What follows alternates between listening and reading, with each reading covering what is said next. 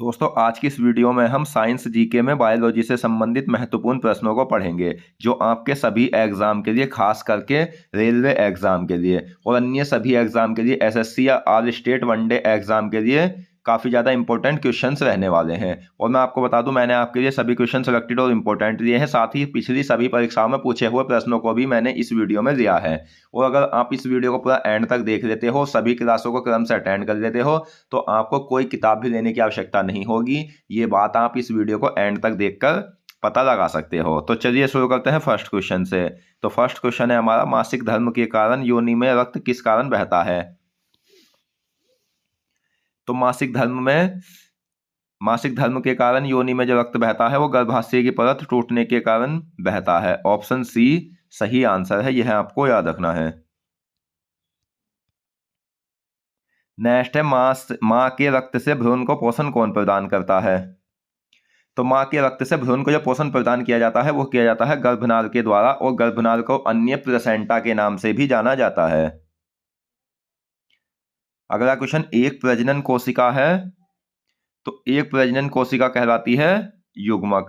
युग्मक एक प्रजनन कोशिका कहलाती है, यह आपको याद रखना है। नेक्स्ट है, कौन सी ग्रंथि स्राव शुक्रिय प्लाज्मा का निर्माण करती है? तो वह ग्रंथि जो स्राव शुक्रिय प्लाज्मा का निर्माण करती है वो होती है प्रोस्टेट ग्रंथि। प्रोस्टेट ग्रंथि मूत्राशय के नीचे स्थित होती है, यह अखरोट के समान होती है, एक छोटी सी ग्रंथि। अगला क्वेश्चन, प्रोस्टेट ग्रंथि किसके नीचे मौजूद होती है? तो सही आंसर है ऑप्शन सी, मूत्राशय। प्रोस्टेट ग्रंथि मूत्राशय के नीचे मौजूद होती है। नेक्स्ट, गर्भाशय किसके माध्यम से योनि में खुलता है? तो गर्भाशय किसके माध्यम से योनि में खुलता है? तो ये खुलता है गर्भाशय गिरिवा के कारण। गर्भाशय गिरिवा के कारण गर्भाशय योनि में खुलता है। नेक्स्ट क्वेश्चन, आपातकालीन स्थिति के दौरान कौन सा हार्मोन उत्सर्जित होता है? तो वह हार्मोन जो आपातकालीन स्थिति के दौरान उत्सर्जित होता है वो होता है एड्रेनलिन। इसे लड़ो और उड़ो हार्मोन भी कहा जाता है। यह क्वेश्चन भी एग्जाम में पूछा हुआ है। नेक्स्ट, अपचित भोजन को बड़ी आंत में कौन भेज देते हैं? तो अपचित भोजन को जो बड़ी आंत में भेजा जाता है वो विलाई यानी छोटी आंत के द्वारा भेजा जाता है। छोटी आंत को इलियम भी कहते हैं। अगला क्वेश्चन, नवजात बालिका में गुणसूत्र संयोजन होता है? तो यहां बात हुई है दोस्तों नवजात बालिका की, और मैं आपको बता दूं सामान्य मनुष्य में 46 गुणसूत्र होते हैं, जिसमें 44 जोड़ी तो 22 जोड़ी तो सेम होते हैं, यानी 44 जो गुणसूत्र सेम होते हैं जिन्हें ऑटोसोम समजात कहा जाता है। और 23वीं जोड़ी भिन्न भिन्न होती है। मनुष्य में 23वीं जोड़ी एक्स वाई होती है और स्त्री में 23वीं जोड़ी एक्स एक्स होती है। और अगर बालिका पैदा होगी तो उसके गुणसूत्र होंगे 44 गुणसूत्र प्लस 23वीं जोड़ी एक्स एक्स, यानी कि 22 गुणसूत्र, 44 गुणसूत्र एक्सएस और 23वीं जोड़ी भी एक्सएस होगी। और वहीं अगर बालक पैदा होता है तो 44 गुणसूत्र plus X Y. Next, ribosome और डीएनए पाया जाने के कारण विचित्र अंगक किसे कहा जाता है? तो विचित्र अंग किसे कहा जाता है? तो विचित्र अंग कहा जाता है माइटोकॉन्ड्रिया को। और माइटोकॉन्ड्रिया को विचित्र अंग क्यों कहा जाता है? राइबोसोम और डीएनए की उपस्थिति के कारण। नेक्स्ट, विचित्र अंगक कहलाता है? तो ये कहलाता है माइटोकॉन्ड्रिया। दोस्तों अगर आपको वीडियो पसंद आ रही है प्लीज इस वीडियो को लाइक करें, और साथ ही अगर आप हमारे चैनल पर नए हैं तो चैनल को सब्सक्राइब भी करें और बेल आइकन पर क्लिक करें ताकि आने वाली सभी वीडियो की नोटिफिकेशन आप तक पहुंच सके। और मैं आपको बता दूं, आप इस बात से निश्चिंत रहे, अगर आप इन सभी क्वेश्चंस को अच्छे से याद कर लेते हो जो मैं क्लास वाइज आपको करा रहा हूँ, तो आप यकीन मानना इससे बाहर आपको क्वेश्चन एग्जाम में देखने को नहीं मिलेंगे। बस आप एक बार सब क्लासों को अटेंड करके तो देख लो। नेक्स्ट, उपकला उतक किस अंग में पाया जाता है? तो उपकला उतक जो पाया जाता है वो गुर्दे में पाया जाता है, और गुर्दे मानव शरीर में दो पाए जाते हैं जो सेम के बीज के आकार के होते हैं। नेक्स्ट, शरीर के अंदर स्थित विभिन्न अंगों के बाहरी तथा भीतरी सतह का निर्माण करने वाले उतक क्या कहलाते हैं? तो ये कहलाते हैं उपकला उतक। अगला क्वेश्चन, स्त्रियों में 23वीं असमान रिंग गुणसूत्र जोड़ी क्या कौन सी होती है? तो स्त्रियों में 23वीं असमान रिंग गुणसूत्र जोड़ी जो होती है वो होती है XX। नेक्स्ट है, पुरुषों में 23वीं असमान रिंग गुणसूत्र जोड़ी कौन सी होती है? तो ये होती है XY। अगला क्वेश्चन है, स्त्रियों में 23वीं असमान रिंग गुणसूत्र क्या कहलाते हैं? तो ये कहलाते हैं ऑटोसोम यानी समजात। पुरुषों में 23वीं जोड़ी असमान रिंग गुणसूत्र क्या होते हैं? तो वे होते हैं हेटेरोसोम।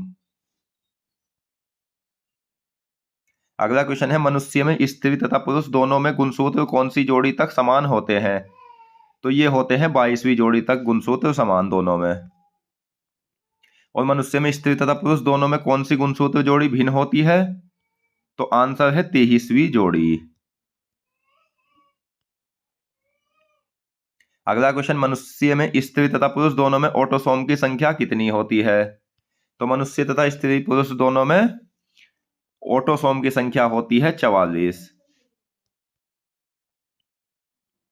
समजात गुणसूत्र को अन्य क्या कहा जाता है? तो समजात गुणसूत्र जो कहलाते हैं वो कहलाते हैं ऑटोसोम। वे गुणसूत्र जो स्त्री तथा पुरुष दोनों में समान होते हैं ऑटोसोम। अगला क्वेश्चन है, एस्केरिस का साधारण नाम क्या है? तो एस्केरिस का जो साधारण नाम होता है वो राउंड वार्म होता है। एस्केरिस का साधारण नाम राउंड वार्म होता है। किस विटामिन की कमी से भार में कमी होती है? तो वह विटामिन जिसकी कमी से भार में कमी होती है विटामिन B2, जिसका वैज्ञानिक नाम राइबोफ्लेविन होता है। नेक्स्ट, कौन सा एंजाइम वसाओं के हाइड्रोलिसिस में सहायक होता है? तो वह एंजाइम जो वसाओं के हाइड्रोलिसिस में सहायक होता है लाइपेज एंजाइम होता है।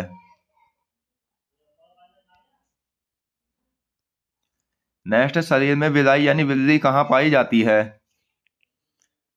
तो शरीर में विलाई जो पाई जाती है दोस्तों वो पाई जाती है छोटी आंत में। और छोटी आंत में कार्बोहाइड्रेट, प्रोटीन और वसा का पूर्ण पाचन होता है, यह भी आपको याद रखना है। और भोजन का जो अधिकांश पाचन होता है वह भी छोटी आंत में ही होता है।